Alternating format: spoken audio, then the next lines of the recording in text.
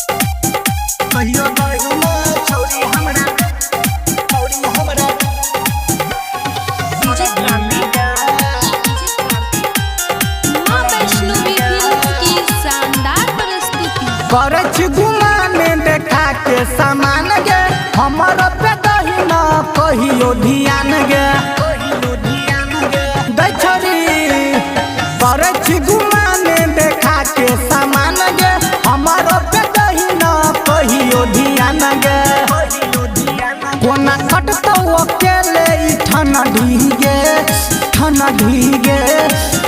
ढीगे सैया गे हेलो कमाए ई मनडी में गे कहियो दहिना छौरी हमरा ठनडी में गे कहियो दहिना छौरी हमरा ठनडी में गे सैया गे हेलो कमाए ई मनडी में गे कहियो दहिना छौरी हमरा ठनडी में गे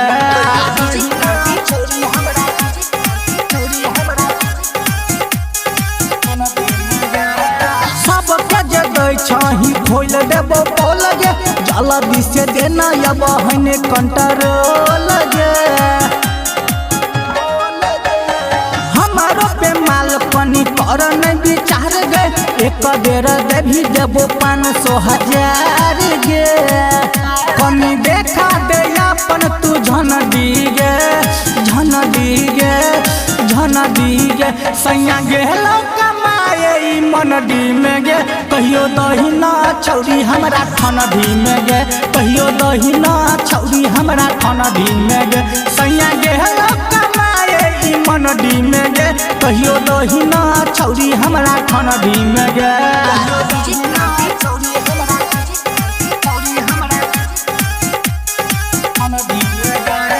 चढ़ल जवानी लागौ तोहर सुपर मन पर चढ़ जाइए हम तोरे ऊपर